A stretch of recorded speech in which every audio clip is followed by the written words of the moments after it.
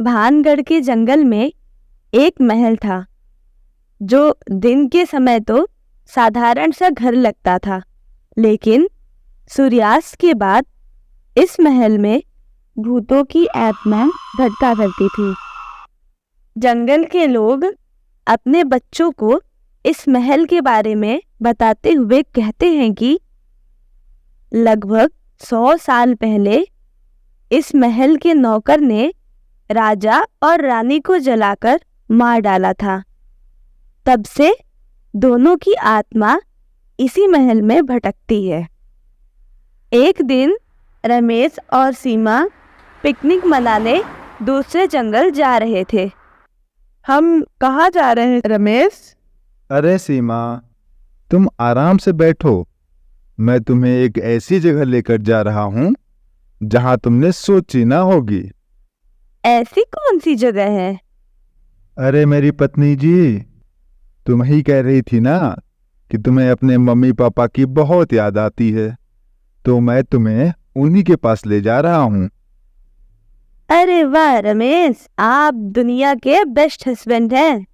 हाँ, वो तो हूँ। रमेश को गाड़ी चलाते हुए सुबह से शाम हो गई और भानगढ़ का जंगल भी आ जाता है।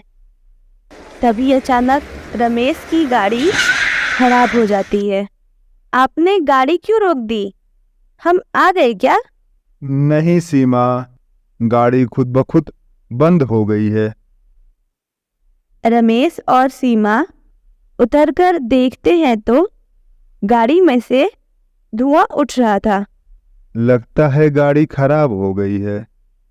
अब क्या करेंगे जी? आसपास से कुछ मदद लेनी होगी, लेकिन आसपास कोई घर भी नहीं दिखाई देता। तभी सीमा को वहां भूतिया घर दिखाई देता है। वो देखो जी, एक घर है वहां। शायद हमें वहां मदद मिल जाए। ठीक है, चलो। सीमा और रमेश उस भूतिया चुड़ैल घर पर जाकर दरवाजा खटखटाते हैं। कोई है? हमें आपकी सहायता चाहिए। तभी घर का दरवाजा खुलता है और एक आदमी दिखाई देता है। जी नमस्ते, मेरा नाम रमेश है और ये मेरी पत्नी सीमा है। हम यहाँ से गुजर रहे थे, तभी अचानक हमारी गाड़ी बंद पड़ गई है। क्या आप हमारी सहायता करेंगे? मैं मैकेनिक नहीं हूँ जो तुम्हारी गाड़ी ठीक करके दे दूँ।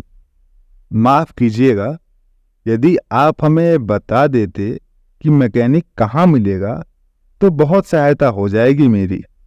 जाके खुद ढूंढ लो, मैं तुम्हारा नौकर नहीं हूँ। तभी वहां दूसरी औरत आ जाती है। सोम, ऐसे बात करते हैं क्या मेहमान से? माफ कीजिएगा, ये मेरे पति हैं बंटी। थोड़े गुस्से में रहते हैं। मैं सुमन हूँ। आप लोग अंदर आइए। सुमन रमेश और सीमा को घर के अंदर ले जाती है। बताइए, कैसे मदद करूं मैं आप लोगों की? जी, वो हमारी गाड़ी खराब हो गई है। यदि आप हमें किसी मैकेनिक से मिला दें तो बहुत सहायता हो जाएगी हमारी।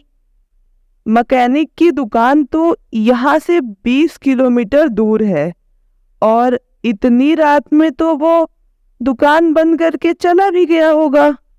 तो अब हम क्या करेंगे इतनी रात को? आप लोग चिंता मत करिए, आज की रात आप यहीं गुजार लीजिए। सुबह मैं किसी को भेजकर मैकेनिक को यही बुला लूंगी। आपका लाख लाख धन्यवाद। सुमन रमेश और सीमा को एक कमरे में सुलाकर वापस सोम के पास आ जाती है। तुम पागल हो गए सोम? उन लोगों से ऐसे क्यों बात कर रहे थे? यदि वो यहाँ से चले गए होते तो? चले जाते तो क्या हो जाता? होता ये कि शिकार हाथ से निकल जाते। वैसे भी इस भूतिया घर में पास के जंगल के लोग तो आते नहीं, अब दूर से आने वाले लोग भी हाथ से निकल जाते। इधर रमेश और सीमा भी रात गुजारने के लिए जगह मिल जाने से खुश थे। कितनी अच्छी हैं सुमन जी, उन्होंने मुसीबत में हमें पनाह दी है। लेकिन मुझे उनके पति सोम कुछ अजीब लग रहे थे। हाँ वो तो है। चलो अब सो जाते हैं, सुबह जल्दी उठना भी तो है।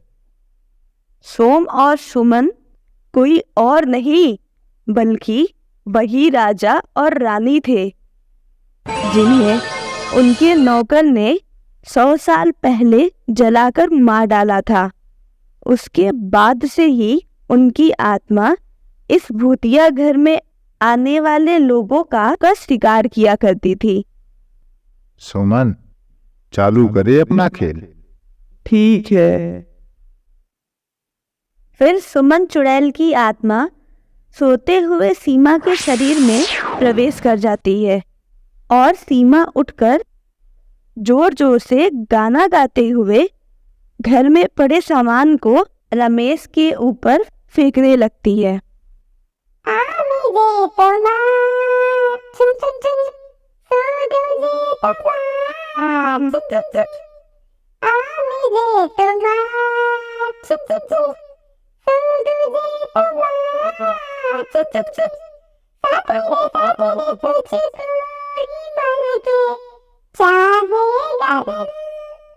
अरे सीमा, क्या हो गया है तुम्हें? पागल हो गई हो क्या? और ये सामान हवा में कैसे उड़ रहे हैं? ये तुम्हारी पत्नी नहीं है रमेश। ये सुमन चुड़ैल है। चुड़ैल? लेकिन आप तो। तुम्हें क्या लगा मैं जिंदा हूँ? जिंदा थी, लेकिन आज से 100 साल पहले। अब मैं आत्मा हूँ जो तुम्हारे पत्नी के अंदर है। अच्छा, तो इसलिए हमारी सहायता की तुमने? हमें छोड़ दो, जाने दो हमें। जाने दूंगी, पहले इसका सारा खून तो पी लूं। रमेश वहां से डरकर भाग जाता है और छिप जाता है। हे भोलेनाथ, हे महाकाल, ये बला कहाँ से सिर आ गई? इससे टूनी को कैसे बचाऊं? भोलेनाथ कुछ करो। तभी रमेश के गले में पड़ी रुद्राक्ष की माला अचानक जमीन पर गिर जाती है। अरे हाँ, ये तो भोलेनाथ को अर्पित किया गया रुद्राक्ष की माला है।